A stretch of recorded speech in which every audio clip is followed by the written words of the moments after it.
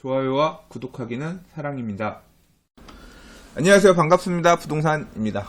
어제 새로운 한 주가 시작됐는데 제가 주말 동안 잠깐 바닷가 갔다 왔는데요. 좀 복귀하느라 시간을 놓친 것도 있고, 사실은 뉴스 읽으려고 저녁에 준비를 하다가 좀 급한 일이 생겨서 뉴스 못 읽었습니다. 오늘 또 뉴스 좀 읽어보도록 하고요. 부동산 별별 수단은 아마 금요일 정도 올려드릴 수 있을 것 같아요. 자, 8월 중순 또 부동산 뉴스들 이야기들 해보도록 하겠습니다. 좋아요와 구독하기는 사랑입니다. 자, 첫 번째 뉴스입니다. 서울 도심 주요 도로 4차로 이하로 줄인다 라는 제목 기사입니다. 한양 도성 교통 대책을 확정했다. 내용을 좀 볼까요? 이게 지도상에서 보시면 한양 도성안 녹색 교통진흥 지역이라 그래서 종로구하고 중구 이쪽에 보면 요 사대문 아니죠? 이쪽에다가 도로를 줄인다고 합니다. 언제까지? 2003년까지. 2030년까지. 그래서 2030년까지 녹색 교통진흥 지역을 여기 지정을 해가지고 교통량을 작년 2017년에 70% 수준으로 줄이고 보행, 자전거, 대중교통 이용 공간을 현재 2배 규모로 늘릴 계획이다. 자, 이게 작년에 한양 도성 요 사대문 안에 하루 교통량이 1km제곱미터당 77,000대로 교통지옥으로 알려진 뉴욕 맨해튼보다 45% 정도 많았다고 합니다. 그래서 아무튼 그러면 70%를 줄인다고 하더라도 거의 맨하튼 수준으로 줄어드는 건가요? 이렇게 하기 위해서 어떻게 하느냐? 자, 보면 보행자 자동차 도로를 넓힐 거고, 그 다음 대중교통을 이용할 수 있는 공간을 넓힐 건데, 땅은 제한돼 있잖아요. 넓히는 게 있으면 줄일 게 있어야 되잖아요. 뭘 줄이냐 하면 한양 도성을 지나는 18개 주요 간선도로를 현행 6차에서 10차로로 되어 있는 게 최대 4개 차로로 줄인다고 하고요. 그 다음 버스 통행이 잦은 10여 개 간선도로의 경우에 버스 전용 차로를 포함해서 최대 6개 차로로 재편한다. 다시 말해서 버스 통행이 많이 있는 데는 6차로 정도, 버스 통행이 적은 데들 같은 경우 최대 4개 차로로 줄이겠다고 합니다. 와. 그리고 번호판 자동인식 기능을 탑재한 방범 카메라 설치해서 공해 차량을 걸러내는데, 그래서 요 친환경 등급제를 기준으로 해서 하등급 차량이 통행 금지 대상이 될 것으로 보이는데, 요게 방범 카메라에 한 번이라도 잡히면 25만원 정도 과태료를 내야 된대요. 그러니까 이 매연 많이 내는 어떤 차량들은 아예 이 사대문 안에 들어올 생각도 하지 말아라. 찍어가지고 바로 과태료 매기겠다라고 하는 거고요. 도심지 안에서 달리는 교통수단도 뭐 이제 버스나 이런 거 같은 경우도 한양 도성 안을 지나는 시내버스 전기버스를 열 대 도입하고, 그 다음에 2020년까지 한양 도성 내에 공유 차량을 모두 전기차로 배치하겠다. 그러니까 이 도심 4대문 안에는 전기차 중심으로 이렇게, 그러니까 보행자 또는 자전거라든가 이렇게 매연 안 나오는 것들 중심으로 바꾸고, 그리고 차량들도 전기차 이런 것들 배치를 하겠다라고 해요. 보행자 도로하고 자전거 도로도 많이 확충한다고 하는데요. 보면 청계천에서 종로에서 청계천 한강을 잇는 청계천 자전거 전용 도로도 설치한다 그래요. 그러면 앞으로는 종로에서 자전거 타고 청계천 따라 쭉 가다가 한강까지, 그럼 저기 성동구 쪽으로 해가지고 동대문 성동구 이쪽으로 해서 이 한강까지 이어지게끔 그렇게 청계천 자전거 전용 도로가 만들어지나 봐요. 그러면 자전거 출퇴근하는 사람들 이런 분들 이용해서 도심까지 또 들어올 수도 있겠네요. 그다음에 내년에는 마포대로에도 자전거 전용 도로를 확충해서 도심에서 강남까지 자전거로 갈 수 있게 만든다. 근데 마포대로는 여의도 가는 길 아닌가? 아무튼 이렇게 자전거 도로도 많이 확충해서 도심지 안에 차량들이 많이 못 들어오게 하겠다라고 일단 이렇게 큰 밑그림을 세우고 적극적으로 도시를 정비해 나가려는 모양인 것 같습니다. 자, 이 내용에 대해서 굉장히 불만을 갖고 있는 분들이 되게 많이 계시죠. 제 페이스북에도 외지에서, 그러니까 외지라고 도심이 아니라 이제 조금 약간 대중교통을 통해서 도심지로 출퇴근하는 직장인분 중에서 이런 사대문 안에 도로를 줄이고 친환경 교통 중심으로 바꾸겠다라고 이렇게 하는 내용에 대해서 굉장히 불만을 가지신 분이 계신데, 네, 굉장히 비판하고 있죠. 지금 도심에 참 이렇게 차로를 줄인다라고 하면 출퇴근하는 사람들 어떻게 다니라고 하는 거냐라고 하는 건데, 자, 일단 서울시는 이렇게 얘기한다고 합니다. 차량 통행을 제한하고 보행로 자전거 길을 늘리는 이번 대책을 통해서 도심에 차를 몰고 나오면 불편하다는 인식을 심어주겠다라고 하고, 아예 사람들 일관된 정책을 통해서 도심에 차를 갖고 나올 생각을 못하게 하면 그냥 대중교통 통해서만 도심 안에 들어오게 되면 차가 자연스럽게 줄어들게 될 것이다. 대중교통은 대중교통으로서의 적이 있지만 일반 차량들 같은 경우는 못 갖고 들어올 거다. 그런 인식이 심어지게 되면 보행자들에게 훨씬 편안한 환경이 조성될 것이다. 국내 첫 녹색 교통지능 지역인 서울 한양 도성이 제대로 자리매김하면 전국으로 확대될 것으로 보인다. 어떤 이 미래 지향적인 도시계획의 방향을 이렇게 차 없는 이런 형태로 가겠다라고 밝혔습니다. 자, 여러분 생각은 어떠신가요? 좋아요와 구독하기는 사랑입니다. 자, 다음 기사입니다. 땅값 불패에 토지 보상을 해달라. 현금 대신 땅을 주세요라는 내용입니다. 요새도 이제 공공주택지구 개발들은 꾸준히 하고 있죠. 그리고 앞으로 뭐 계속 더 추가 지정하겠다, 택지 확보를 해나가겠다, 이제 이런 입장을 정부에서도 얘기하고 있는데요. 자, 이때 이제 땅 원래 갖고 있던 그린벨트, 이 공공주택지구라고 하는 게 그린벨트로 묶여있는, 오랫동안 묶여있던 땅들을 풀어가지고 이제 주택지들을 짓는 거잖아요. 택지를 개발하는 거잖아요. 근데 이제 갖고 있던 이 토지 소유자들이 한테 원래 이제 이 땅을 내놓게 되면 현금으로 보상하는 게 일반적인데, 요새 이제 수용되는 토지들의 소유주가 현금 선호가 지고 대토를 요구하고 있다고 합니다. 그러니까 땅으로 달라. 이 개발 사업하고 있는 구역 안에 있는 땅으로 주세요. 땅으로 주세요. 이런 얘기들이 많다라고 그래요. 그래서 특히 수도권 요지일수록, 그러니까 지방보다는 오히려 수도권의 좋은 지역일수록 땅을 선호하는 비중이 높아졌고, 그래서 2015년에서 2017년에 대토 비율이 11%로 5년 전, 이게 2000년대 후반에 이 대토가 가능하게끔 그렇게 됐나 봐요. 근데 이제 그때보다 약 한 3배 정도 늘었다. 판교 이 테크노밸리 같은 경우는 20% 정도의 토지가 이제 이 토지 수용 당하는 사람들이 대토를 달라라고 했다고 합니다. 그래서 이제 이런 어떤 이 흐름이 바뀌고 있다라고 하는 건데요. 지금 이 기사에서 보면 성남 복정지구 토지 보상 관련돼서 대토 협의회, 이렇게 지금 막 복정 대토 협의회를 만들어서 집단 행동을 하고 있다라고 하고 있는 건데요. 내용 조금 살펴볼게요.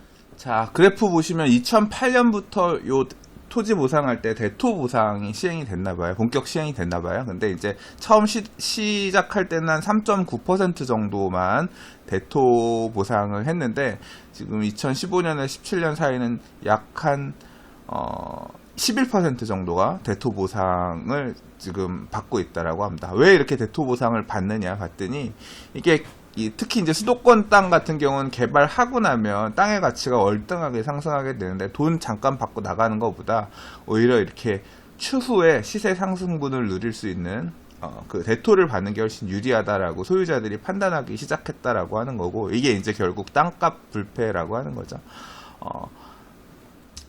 이제 그렇게 대토를 받는 부분에서 넘어서가지고 대토 받은 토지주들이 모여서 디벨로퍼와 연합해서 개발 사업을 성공적으로 진행하는 사례도 등장하기 시작했다라고 합니다.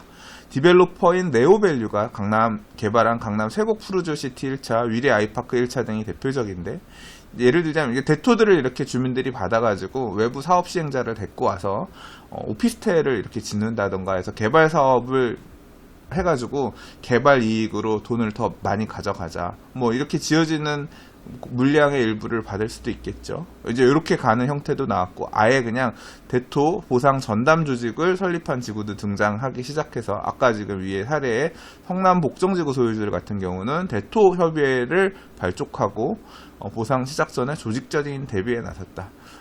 우리가 이 땅을 받아서 어떻게 개발을 하든 집단 대응하자, 이런 식으로 지금 움직이고 있다라고 해요.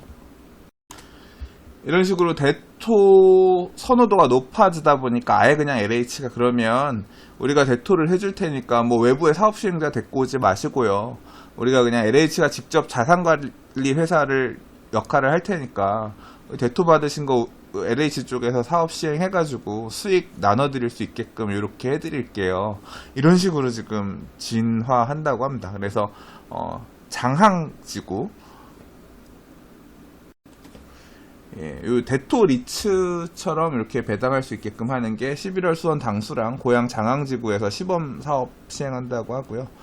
어떻게든 조금 더 큰 이익을 가져올 수 있을까. 그리고 이제 단순히 그냥 토지 보상만 받고 나가는 게 아니라 개발 이익들을 이런 형태로 다시 토지를 구역 안에 있는 토지를 받아서 개발 사업을 맞물려 가지고 조금 더 이 수용되는 어떤 손실 부분을 최대한 감소하려고, 그러니까 최대 이익을 누리게끔 하기 위해서 이렇게 토지 보상 받는 사람들이 움직이는 사례들이 나오고 있다. 예.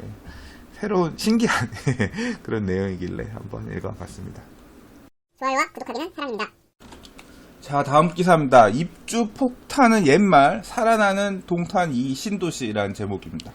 동탄 2 신도시 입주 물량들이 많아서 집값이 떨어질 거다. 예, 결국 매매가가 전세 물건들 가격들이 막 빠지기 시작하면 결국 매매가에도 좋은 영향을 끼칠 수가 없고, 그렇기 때문에 매매가도 빠질 거다. 그런 예측들이 되게 많았죠. 입주 물량 앞에 장사 없다. 가격도 조정받을 거다. 라고 하면서 당시에 이제 입주를 앞두고 있는 동탄의 뭐 아파트들 중에 마이너스 프리미엄 나오면 그 사례들을 아주 과장해서 보도하고 이제 그런 경우도 있었습니다. 이제 그런 기사 나올 때마다 무슨 소리냐, SRT 동탄역 인근의 아파트들은 오히려 가격이 견고하다 라고 하고, 또 뭐 이제 그 지역 분들 같은 경우는 오히려 가격이 올랐다, 이런 이제 실거래 사례들을 제시하시기도 하시고 했었는데요. 자, 결과적으로 작년 초에 1828가구의 어떤 이 동탄 이 신도시의 미분양 물량들이 올 6월에 704가구로 절반 이상이 줄어들었고, 또 특히 마이너스 프리미엄이 있던 남동탄, 동탄 이 신도시의 남동 쪽이죠. 이제 이쪽 같은 경우들도 오히려 입주를 하면서부터 가격들이 회복하기 시작해서 마이너스 있던 내용들이 없어지거나 마이너스 P가 굉장히 줄어들었다. 자, 기사 내용 좀 볼까요? 지난해 말부터 올해 상반기까지 미분양이나 마이너스 프리미엄 우려가 제기된 아파트들은 대부분 남동탄 쪽에 몰려 있었는데, 남쪽에 몰려 있었는데, 업무시설과 교통 인프라스트럭처가 몰려있는 북동탄과 달리 개발 속도가 상대적으로 더뎌서, 그리고 입주 물량까지 몰리면서 이제 뭐 마이너스 P 물건도 나오긴 했었으나 최근 들어 손실폭이 줄어들었고, 그리고 이제 미분양이 남아있던 곳들도 절대 팔리지 않을 입지라고 생각했던 데들도 다 결국 소화가 됐다라고 하고 있고요. 남동탄 내에서도 호수 공원을 바로 끼고 있는 린 스트라우스 더 레이크는 웃돈이 프리미엄이 1억 원 이상 붙었다라고 해요. 그러니까 인프라들이 상대적으로 좀 덜 갖춰져 있던 지역들이 조금 저평가되어 있다가 입주하면서부터 조금 그 마이너스 났던 부분들이 좀 어느 정도 개선이 되었다라고 보여지고요.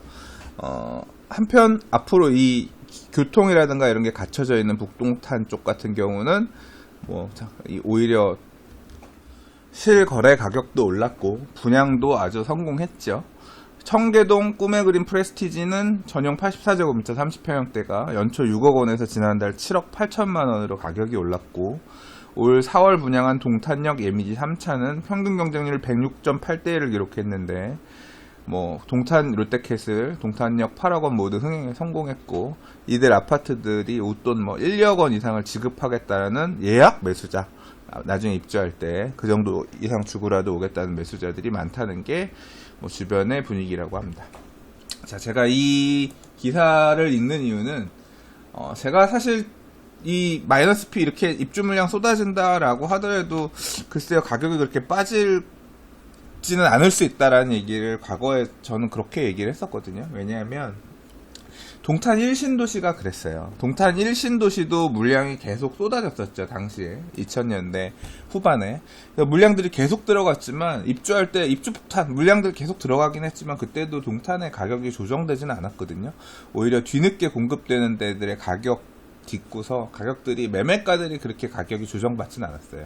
예, 전체적인 장 자체가 나쁘지 않았을 때 이제 결국 이 매매가라고 하는 거는 시장 분위기 자체가 나쁘지 않으면 매도인들이 다른 거 정리해서라도 매매 들고 가려고 하기 때문에 그렇게 큰 조정이 나진 않았었거든요. 그래서 뭐 동탄 이신도시도 봐야 알겠지만 그렇게 마이너스로 계속 난다라고 이렇게 입주 물량 때문에 무조건 꺾일 거다 그렇게라고만은 생각하지 않았거든요. 근데 뭐 시장 자체가 전형적인 후행하는 지금 순환매 장세에 따라서 서울도 지금 강남 쪽이 치고 올라갔던 부분들을 강북이라든가 이제 경기 남부권에 있는 주요 지역들 아파트 결국들이 결국 갭을 메우면서 쫓아가고 있고, 동탄 이 신도시의 메인들도 이제 가격들을 쫓아가고 있고, 특히 이제 동탄 이 신도시 같은 경우는 결국 판교라든가 광교라든가 이런 남부 수도권 남부에 있는, 또 분당도 많이 올랐잖아요. 이런 지역들 가격들이 쫙 치고 올라간 부분들이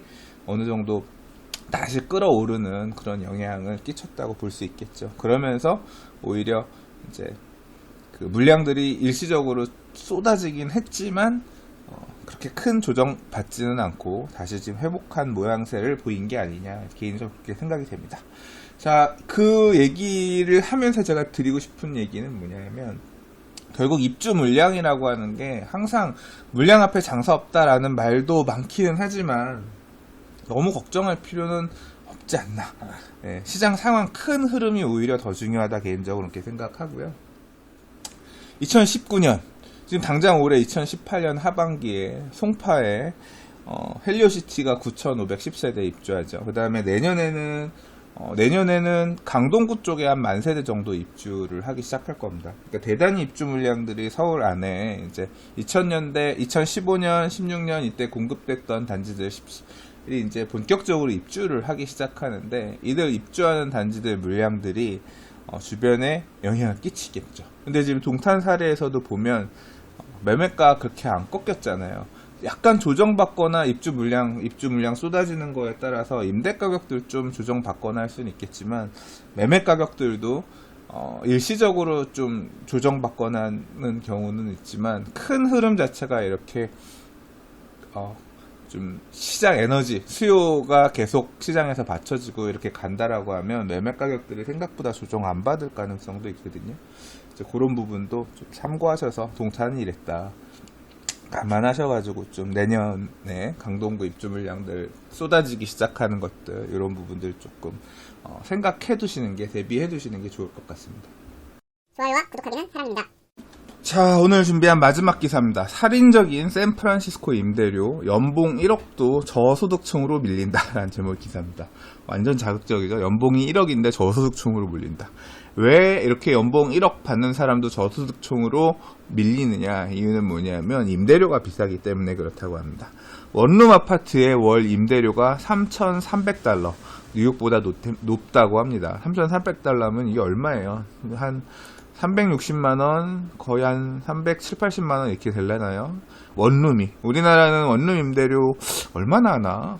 그래도 보통 한 80만원에서 한 120만원 이 정도 사이 이내 아닐까? 인기지역 같은 경우도. 근데 아무튼 몇 배가 넘는 거예요. 이렇게 높다고 합니다. 자, 이 샌프란시스코의 임대료가 왜 이렇게 높으냐? 고급 일자리가 많은 게 원인이다 라고 하는데요. 자, 기사 좀 볼까요? 임대료가 높은 것은 무엇보다 주변에 고급 일자리가 많아서인데, 샌프란시스코와 인근 실리콘밸리는 베이 지역으로 불리고, 베이 일대에는 애플, 구글, 페이스북 등 유명 IT 기업의 본사가 자리 잡고 있다.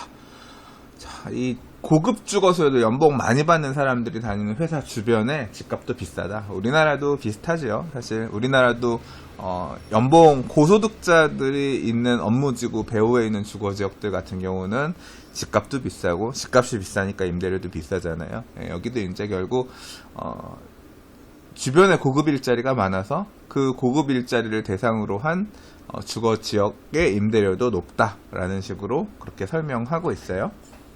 와, 이 그래프를 보니까 투룸 월세는 4,500달러가 넘네요. 그러면 이건 500만원도 넘는 거야. 아무튼 가격이 비싸네요. 자, 자, 벤처 캐피탈 자금이 대거 유입되고 있는 점도 임대료 상승의 원인으로 꼽혔는데, 자금이 유입되고 연봉이 상승하고, 연봉이 상승하면 그에 따라서 임대료도 상승하는 형태. 임대료가 상승하면 그거에 따라서 부동산 가격도 오르겠네요. 이제 그런 영향을 끼치기도 하는데, 그러나 이제 그렇게 임대료가 너무 높아지게 되다 보니까, 그거에 따라서 이 임대료 부담을 좀 줄이기 위한 스타트업들, 신생 기업들도 나오기 시작했다. 주로 이제 공유주택 관련된 스타트업들이 많이 나오기 시작했나 봐요. 자, 주택 스타트업인 허브하우스는 큰 단독주택을 통째로 빌려서 방을 여러 개로 나눈 후 임대 사업을 하고 있다. 일종의 전대 사업을 하고 있는 것 같고요. 이제 이게 이해관계, 뭐 성별이라든가 아니면 출신 지역이라든가 이런 거에 따라서 어떤 사람이랑 같이 방을 쓰고 싶다, 뭐 이런 등등을 고려해서 나눠서 살 수 있게끔 하는 공유주택 서비스인 것 같아요. 이제 뭐 이런 서비스들도 나오고 있다고 하고요. 마음 맞는 룸메이트를 짝지어주고 전문 청소업자를 월 2회 불러 청소해주는 등의 서비스를 제공하는 뭐 이런 스타트업도 나오기 시작했고, 사업이 잘 되는지 다른 지역으로 사업 확대를 추진하고 있다고 하기도 하고요. 한편으로는 공동생활, 같이 이렇게 생활하는 것을 싫어하는 사람들을 위한 주택 스타트업도 있는데, 호텔 방 하나를 1개월 단위로 빌려주는 사업을 한다. 그러니까 호텔을 빌려가지고 다른 사람에게 재임대하는, 그러니까 좀 약간 지명도가 떨어지는 호텔들을 이런 식으로 빌려서 결국 전대하게 되는 이제 이런 서비스도 하고 있다고 하고요. 아주 초소형 호텔들, 이런 곳에 사는 경우도 있다고 합니다. 이 집값이 올라가니까 그 올라간 집값, 그러니까 인기 지역들에서 조금이라도 주거 비용을 줄이기 위해서 하고 있는 형태가 어떻게 보면 우리나라랑도 비슷한 것 같네요.